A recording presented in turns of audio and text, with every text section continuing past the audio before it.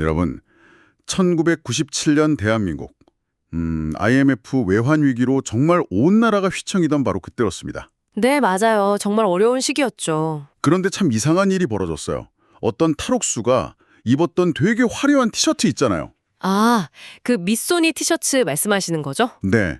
그게 다음날 백화점에서 막 완판되고 심지어 그를 응원하는 팬클럽까지 생겨났다는 겁니다.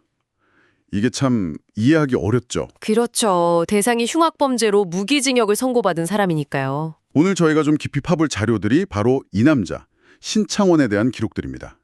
무려 907일, 그러니까 2년 반 동안 대한민국을 진짜 떠들썩하게 만들었거든요. 왜 사람들은 범죄자한테 그렇게 열광했을까요? 네, 이 자료들을 통해서 우리가 좀 봐야 할 것은 단순한 탈주범의 행각 그 이상인 것 같아요. 네네. 90년대 말이라는 시대적 배경 속에서 부패한 어떤 사회 시스템에 대한 깊은 불신이랄까 이런 것들이 어떻게 한 범죄자를 거의 영웅부슷하게 만들었는지 그 시대 우리 사회의 좀 씁쓸한 단면을 같이 들여다보는 시간이 될 것 같습니다. 좋습니다. 그럼 지금부터 저희와 함께 그야말로 신출귀몰했던 그의 발자취, 그리고 그를 둘러쌌던 시대의 복잡한 반응 속으로 한번 들어가 보시죠. 모든 이야기는 그 시작점이 있잖아요. 우리가 기억하는 신창원은 희대의 탈옥수지만 그 시작에는 사실 되게 불우한 환경의 한 소년이 있었어요. 기록들을 보면요. 가난 때문에 간암으로 투병 중이시던 어머니 임종도 못 지켰고 아, 그랬군요. 심지어 아버지가 아들이 도둑질을 빠고 직접 경찰서에 데려가서 얘 소년원에 보내달라 이럴 정도였다고 하니까요. 그의 인생에 아주 큰 영향을 미쳤다고 스스로 밝힌 결정적인 사건이 또 초등학교 5학년 때 있었다고 하죠. 아, 네. 육성회비 사건. 맞아요. 육성회비를 못 냈더니 담임 선생님이 여러 학생들 앞에서 이 새끼야 돈 안 가져왔는데 뭐하러 학교 와? 빨리 꺼져! 이렇게 소리쳤다는 거예요. 와, 그 어린 나이에 얼마나 상처가 됐을까요? 그렇죠. 신창원 본인 말로는 바로 그 순간 마음속에 악마가 생겼다. 이렇게 회고를 했다고 해요. 물론 이게 그의 범죄를 다 정당화할 수는 없겠지만 그의 어떤 인생 경로를 이해하는 데 중요한 부분으로 자주 언급되죠. 그 악마가 실제로 자라난 걸까요? 15에 처음 소년원을 간 걸 시작으로 절도가 간도로 점점 더 큰 범죄로 이어진 것 같아요. 네. 그러다 결국 결정적으로 1989년 22살 때 공범들이랑 같이 서울의 한 가정집에 강도짓을 하다가 공범 중 한 명이 집주인을 살해하는 사건이 터진 거죠. 직접 살해는 아니었지만 네. 신창원은 총상까지 입고 도주했지만 반년 만에 잡혔고요. 결국 강도치사 혐의 이게 적용돼서 무기징역을 선고받게 됩니다. 무기징역. 사실상 사회랑 영원히 단절되는 거잖아요.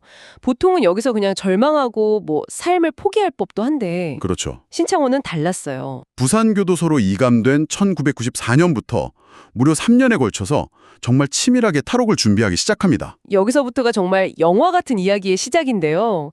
기록을 보면 그의 목표가 간방 화장실에 있는 그 가로 45cm, 세로 40cm짜리 아주 작은 환풍구였다고 해요. 네, 그 작은 구멍이에요.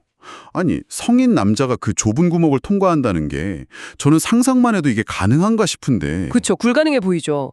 그래서 그가 한 일이 무려 15kg를 감량한 겁니다. 15kg요? 네, 80kg에 단 몸무게를 60kg 초반까지 줄여서 그 좁은 틈을 통과할 수 있게 몸을 만든 거죠.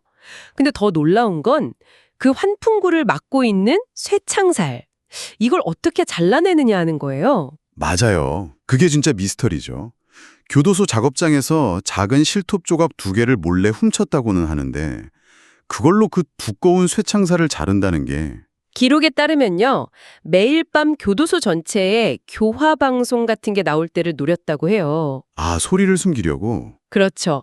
방송 소리에 맞춰서 톱질 소리를 감추려고 하루에 딱 20분씩 그렇게 2달 동안 매일 밤 조금씩 지름 1.8cm짜리 쇠창살 2개를 잘라냈다는 겁니다. 와, 진짜 대단한 인내심이고 치밀함이네요.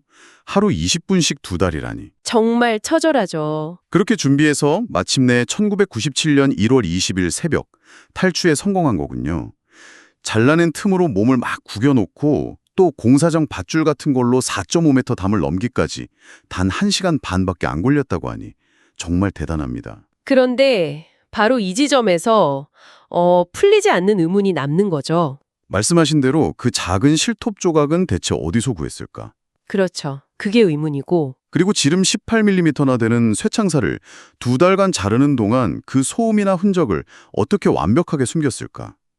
당시 수사당국도 교도관 같은 내부 조력자가 있지 않았을까 강하게 의심했었어요. 당연히 그럴 수밖에 없었겠죠.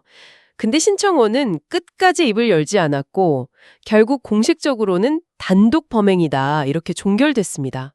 하지만 여전히 많은 사람들은 조력자가 있었을 거다 이렇게 믿고 있죠. 진실은 아직도 좀 안개 속인 셈이에요. 그렇게 철옹성 같던 교도소를 빠져나온 신창원. 이때부터 그의 도주 행가는 그야말로 경찰을 농락하는 수준이었다고 기록되어 있습니다. 탈옥 직후에 훔친 옷가지로 변장하고 택시 타고 서울로 가는데 심지어 택시기사 위협해서 요금도 안 내고 돈까지 빼앗았다고 하죠. 그의 도주가 무려 907일간 이어졌잖아요. 이동 거리를 보면 4만 킬로미터가 넘어요. 거의 지구 한 바퀴를 돈 셈이죠. 4만 킬로미터요? 와. 네, 수십 가지 변장술은 기본이고 유도 2단, 태권도 4단, 무술 실력도 있어서 경찰이랑 15분이나 격투를 벌이고도 유유히 사라지기도 했고요. 심지어 경찰 무전까지 감청했다는 기록도 있잖아요. 맞아요. 그걸로 수사망의 허점을 미리 파악하고 움직였다는 겁니다. 정말 보통 인물이 아니죠. 진짜 대단하네요. 경찰이랑 직접 마주친 것만 6차례라고 하는데 총에 맞고도 도망치고 심지어 경찰 권총을 빼앗아 달아나기까지 했다니 오죽했으면 신출경몰. 네, 그 말. 신창원이 나타나면 경찰이 몰락한다. 이런 신조어까지 생겨났겠습니까? 당시 그가 거쳐간 지역 경찰서장들은 줄줄이 해임되고 연인원 97만 명, 어마어마한 경찰력이 동원됐는데도 못 잡았죠. 여기서 또 한 가지 좀 주목할 점은요. 그의 도주를 가능하게 했던 숨은 조력자들이 있었다는 사실입니다. 근데 놀랍게도 그들이 대부분 평범한 여성들이었어요. 아, 여성들이요? 네, 기록을 보면 탈옥 열흘 만인 1997년 1월 말에 충남 천안의 한 다방에서 종업원 전 씨를 만난 게 그 시작이었다고 해요. 아니, 어떻게 만났고 또 어떻게 그 여성들의 마음을 얻었을까요? 탈옥수인데. 자료들을 보면요. 신창원은 감기 몸살로 힘들어하는 그녀한테 다가가서 되게 다정하게 말을 걸고 감기약 사다 주고 아주 세심한 모습을 보였다고 합니다. 아, 흔히 다방 같은 데서 여성들한테 접근하는 다른 남자들이랑은 좀 달랐겠네요. 그렇죠.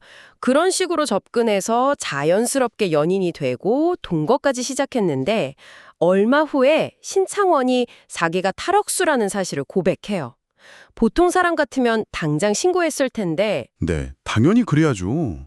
근데 놀랍게도 그녀는 그동안 어떻게 지냈어요? 라면서 오히려 그의 안위를 걱정했다고 합니다. 그리고 계속 숨겨졌어요. 와, 정말 믿기 힘든데요. 신창원은 이런 방식으로 도주 기간 동안 총 15명의 여성들에게 도움을 받았다고 알려져 있어요. 분석가들은 그가 주로 좀 외롭거나 힘든 상황에 놓인 여성들의 어떤 감정적인 약점, 빈틈을 파고들었다고 봐요. 세상의 어떤 편견 속에서 나만이 당신을 진정으로 이해하고 아껴준다, 이런 식으로 다가갔다는 거군요. 네, 맞습니다. 자신을 사람으로 봐주는 유일한 존재처럼 그런 전략을 썼던 걸로 보입니다. 참, 아이러니한 상황이네요. 흉악범인 그가 누군가에게는 유일하게 기댈 수 있는 존재처럼 느껴졌다는 거니까요. 그럼 그 긴 도주 기간 동안 자금은 어떻게 마련했을까요? 이 부분에서 이제 의적 신창원이라는 신화가 만들어지기 시작하는 거죠. 네, 맞습니다. 그는 도주자금 마련을 위해서 전국의 부유층 집만 골라서 상습적으로 털었어요. 훔친 금품이 무려 9억 8천만 원 상당에 이른다고 하죠. 9억 8천. 엄청난 금액이네요. 그렇죠. 그런데 이 과정에서 그가 훔친 돈의 일부를 가난한 사람들한테 나눠준다 이런 소문이 막 퍼지기 시작한 거예요. 실제로 평택에 숨어 있을 때 불우이웃 시설이나 소년소녀 가장 같은 이들에게 남몰래 기부금을 전달한 사실이 일부 확인되기도 했고요. 아, 그래서 의적 신화가 점점 커졌군요. 네, 걷잡을 수 없이 커져나갔죠. 하지만 이 의적 이미지가 과연 신창원 본인이 원했던 걸까요? 검거된 후 기록을 보면 전혀 다른 이야기가 나오잖아요. 그렇습니다. 검거 후에 신창원 본인이 변호인이랑 면담하면서 이런 말을 했어요. 범죄자가 어떻게 의적이 될 수 있겠어요. 도둑은 그냥 도둑일 뿐입니다. 아, 본인 입으로? 네. 부잣집만 턴 건 그들이 미워서가 아니라 그냥 거기에 돈이 많았기 때문입니다. 만약 부자가 없었으면 가난한 사람을 털었을지도 모르죠. 저는 분명히 나쁜 놈입니다. 이렇게 스스로 의적서를 아주 강하게 부인했습니다. 결국 의적 신청원이라는 건 실제 그의 모습이라기보다는 당시 그 부패한 권력이나 사회 시스템에 분노하고 또 현실에 절망했던 대중들이 만들어낸 일종의 판타지였군요. 그렇죠. 대리만족의 대상이었던 셈이죠. 진실이 어떻든 간에 그를 통해서 잠시나마 어떤 통쾌함, 카타르시스를 느끼고 싶었던 걸 겁니다. 이 신데롬의 정점은 아마 1999년 7월 16일 그가 검거될 때가 아니었나 싶어요. TV 생중계 화면에 잡힌 그의 모습 중에서 유독 사람들 시선을 사로잡은 게 있었죠. 네. 바로 그 옷. 맞아요. 그가 입고 있던 현란한 무지개색 니트 티셔츠. 이게 이탈리아 명품 미소니 제품이라는 사실이 알려지니까 그 다음날 백화점 매장은 문의 전화로 마비되고 순식간에 완판. 심지어 동대문 시장에는 신창원 티셔츠라는 복제품까지 등장했으니까요. 사회적으로 큰 무리를 일으킨 인물의 패션이나 스타일이 오히려 대중적인 유행이 되는 현상, 이걸 이제 블레임 룩이라고 부르는데 정말 대표적인 사례가 된 거죠. 그런데 여기서 정말 흥미로운 반전이 드러납니다. 어떤 반전이죠? 나중에 밝혀진 건데요.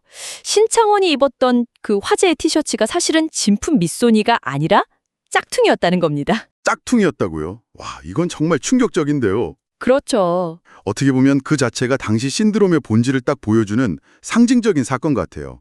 사람들이 열광했던 대상이 결국 실체가 아닌 허상, 만들어진 이미지였다는 걸 아주 극명하게 보여주는 일화네요. 정확합니다.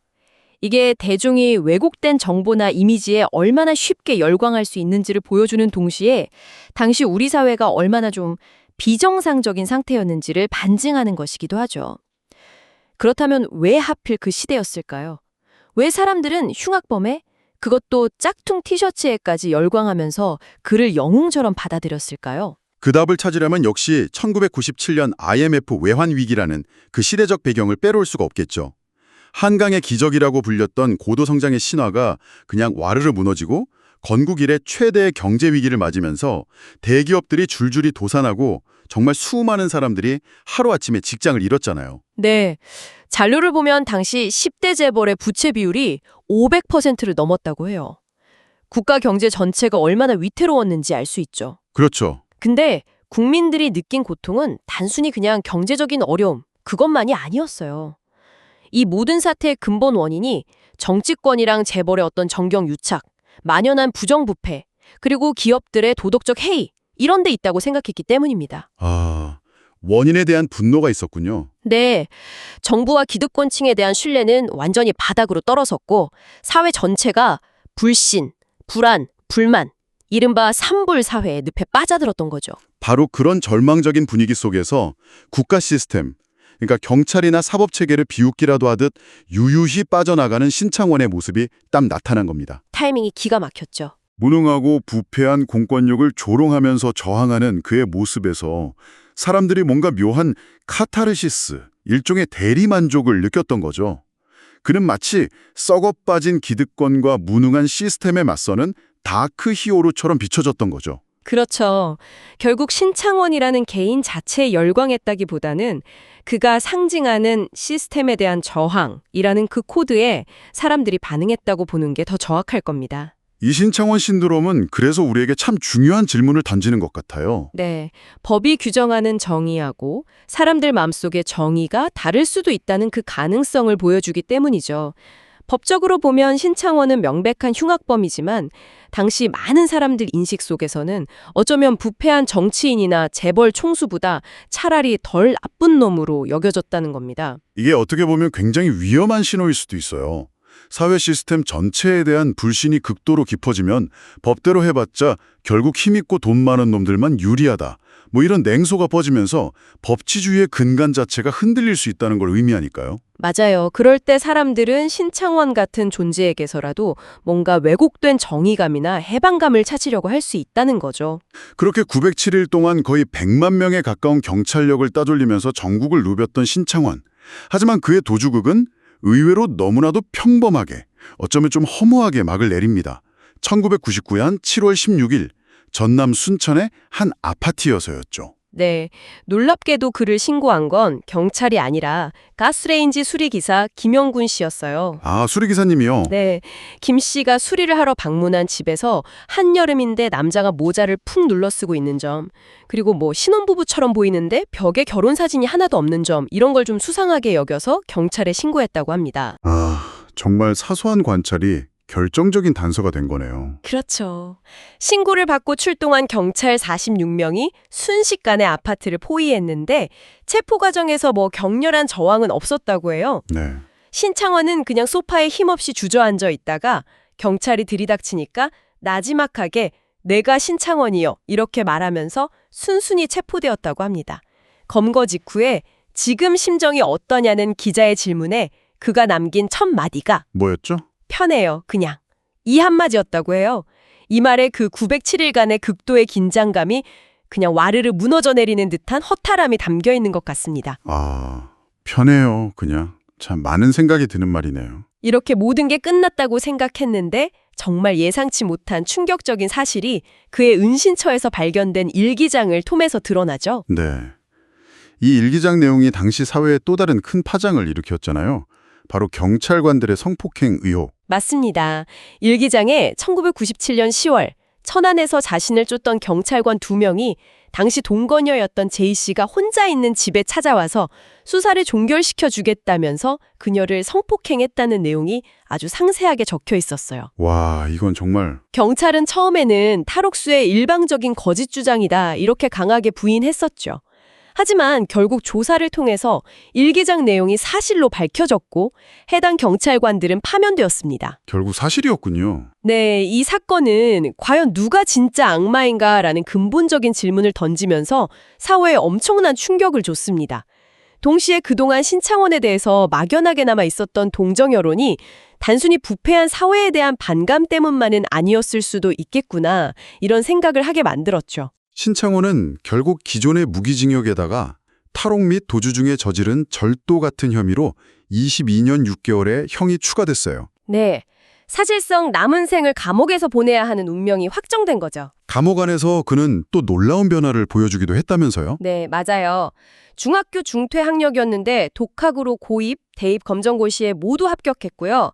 심리학을 공부해서 출소하면 소년범들을 상담하고 싶다. 이런 뜻을 밝히기도 했습니다. 아, 그런 면도 있었군요. 하지만 또 한편으로는 20년이 넘는 긴 시간 동안 독방에 수감되고 엄격한 CCTV 감시를 받는 등 극심한 정신적 고통을 호소하면서 2011년하고 2023년 두 차례나 극단적인 선택을 시도하기도 했습니다. 참, 안타까운 부분이네요.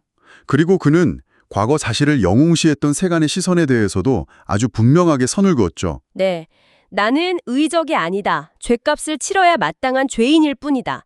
어린 학생들이 나를 우상처럼 생각하는 것은 너무나 안타까운 일이다. 이렇게 말하면서 자신에게 더 씌워졌던 그 신화를 스스로 부정했어요. 신창원 사건은 결과적으로 대한민국 교정 시스템에 큰 경종을 울린 사건이 됐죠. 네, 그의 탈옥 방식이 워낙 충격적이었기 때문에 이후에 전국의 모든 교도소는 그 환풍구 쇠창살 규격을 대폭 강화하고 감시용 CCTV도 엄청나게 늘리고 중앙통제실 역할 강화하는 등 보안 시스템을 전면적으로 재정비하게 됩니다.